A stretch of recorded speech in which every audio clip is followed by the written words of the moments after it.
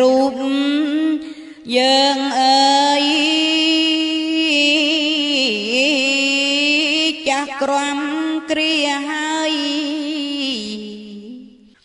ថាសាមញ្ញលក្ខណៈ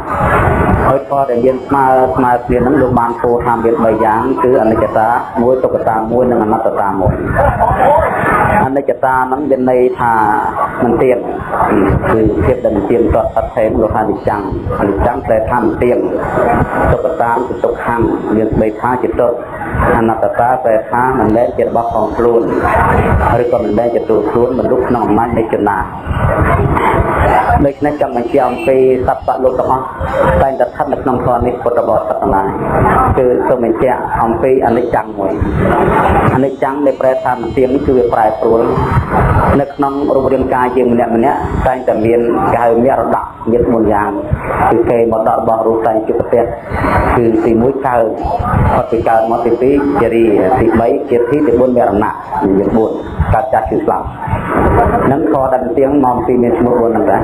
គឺខកើតដោយចាស់ហើយឈឺឲ្យស្លាប់មិនមានគាត់សត្វទេបានន័យថាតាំងពីថ្ងៃដែលសត្វចូលទៅចាប់បរិសន្ធិនៅក្នុងផ្ទៃនៅក្នុងច្បាប់ពុទ្ធសាសនាលោកបានបញ្ជាក់អំពីកំណើតសត្វសង្ឃមានច្រើនបែបច្រើនយ៉ាងប៉ុន្តែចង់បញ្ជាក់ក្នុងទីនេះគឺបញ្ជាក់អំពីកំណើតមនុស្សយើងសត្វដែលចូលមកចាប់បរិសន្ធិជាដំបូងដៃនៅក្នុងថ្ងៃពេលដំបូងកណត់ដំបូងនោះគឺថា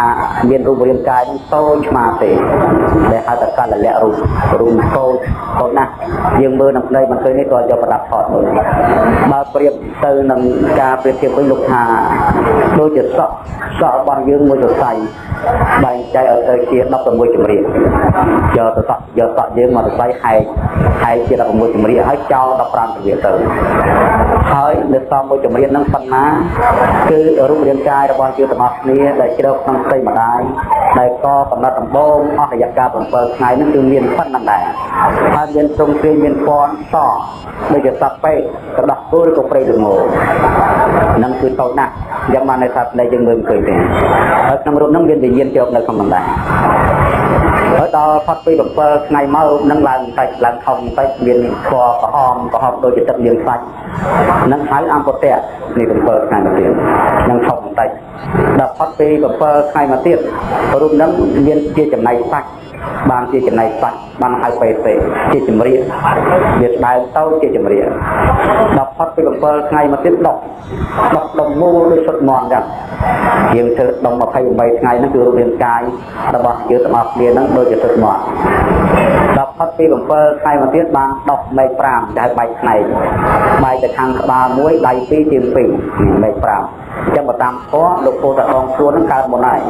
បានដុំក្បាលក្រោយដុំស្មា2ជើង2ហើយបញ្ញតាថារូបមានលេខ5ដល់ផុតពីហ្នឹងមក7ថ្ងៃមកទៀតបានដុំចក្ខុប្រសាទភ្នែកដែលយើងចេញមកពីផ្ទៃម្ដាយមកមើលឃើញរូបសពថ្ងៃហ្នឹងគឺថ្ងៃហ្នឹងហើយដល់ចក្ខុប្រសាទគឺជាប្រដាប់សម្រាប់មើលឃើញហ្នឹងហើយគឺជាកញ្ចក់ឆ្លុះហ្នឹងហើយដល់ផុតពី7ថ្ងៃមកទៀតដុំតតប្រសាទវិជាហ្នឹងប្រដាប់សម្រាប់ឮសូរសំឡេងនៅពេលគេនិយាយស្ដីទៅយើងឮហ្នឹងគឺដុំពេលហ្នឹងឯងកើតពេលហ្នឹងហើយដល់ផុតពី7ថ្ងៃមកទៀតដុំធានប្រសាទបានន័យថាចំមកគឺថាប្រដាប់សម្រាប់បាត់ក្លិនដឹងថាខោស្អុយអីគឺ10ថ្ងៃដល់កើតថ្ងៃហ្នឹងបាន7ថ្ងៃមកទៀតដល់ជីវហាប្រសាទរសជាតិ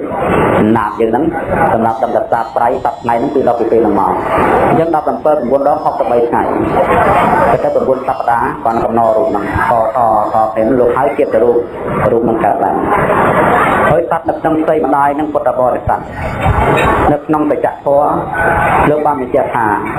គឺស្ថិតនៅក្នុងចន្លោះនៃកាពះបាយនិងលំមួកនៅក្នុងចន្លោះពហិនអង្គុយត្របោមក្បាលជង្គង់ហើយមានមុខបែរទៅរកខ្នងម្ដាយមានខ្នងបែរទៅរកពោះម្ដាយអង្គុយកញ្ជើងចឹងដូចជាសត្វស្វាដែលអង្គុយនៅគុតឈើចឹងហើយចិត្តដៅចិត្តជាសម្បត្តិល្បិតអីនៅក្នុងនឹងសពទៅហើយដល់ផុត ដល់ពេលថ្ងៃបន្ទោនោះលំបាកណាស់ស្រាប់ហ្នឹងលោកថាដូចជាតម្រៃធំដែលចេញអំពីប្រភេទឈើដែលមានសភាពទៀតអញ្ចឹងតែបើប្រយ័ត្នចុះទៅរកពីមានដែរបន្ទោទៅមកគឺផ្លូវលំបាកកូនងាកើតឡើងប្រែកយប់ដោយសារការប៉ះពាល់នៅទ្វារការប៉ះពាល់នៅកម្ដៅការប៉ះពាល់នៅទឹកការប៉ះពាល់នឹងកណាត់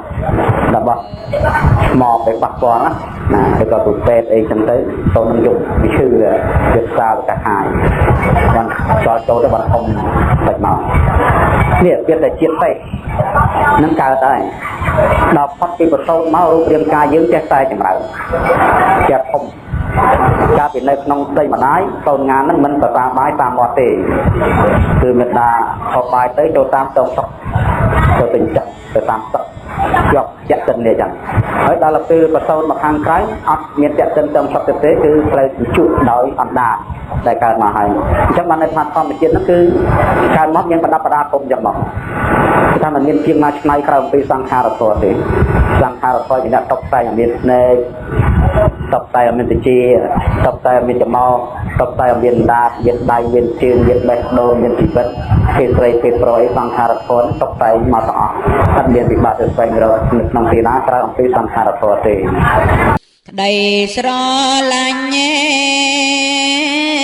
របស់បញ្ញាចិត្ត